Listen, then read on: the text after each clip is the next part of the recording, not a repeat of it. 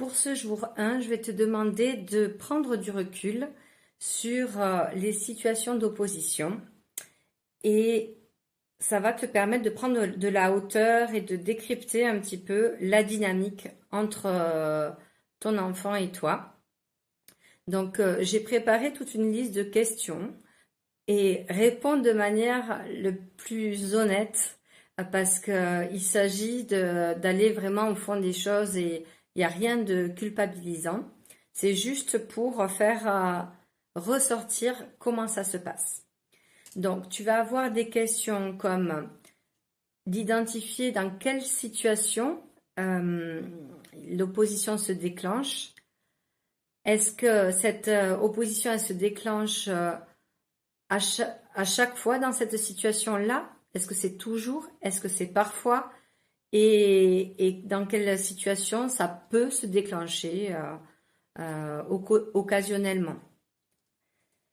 Ensuite, je vais te demander quel est ton état d'esprit avant cette situation, parce que tu sais que c'est une situation en principe qui va déclencher peut-être de l'opposition, par exemple la mise au devoir, s'habiller, aller se coucher, etc.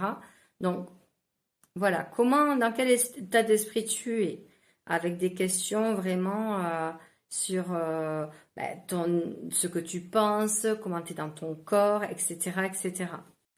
Aussi, quand il y a le refus, qu'est-ce qui se passe chez toi? Comment tu réagis? Est-ce que tu hausses le ton? Est-ce que tu commences à argumenter? Est-ce que tu insistes? Est-ce que tu répètes la consigne? Voilà, il y a tout un tas de questions où tu vas répondre point par point. Et aussi, est-ce que tu utilises les cris, les menaces, la punition?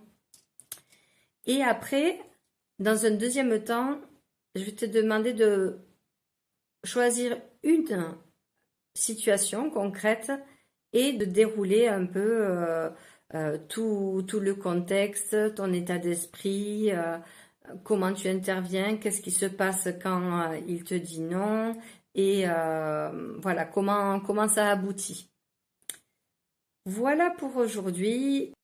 Le sujet de demain sera de connecter à toi, à cet état pour être dispo et prêt mentalement, physiquement avant de faire ta demande et aussi de faire le pont jusqu'à l'univers de ton enfant pour connecter à comment lui il est, est-ce que c'est le bon moment pour faire la demande et comment entrer en lien avec lui.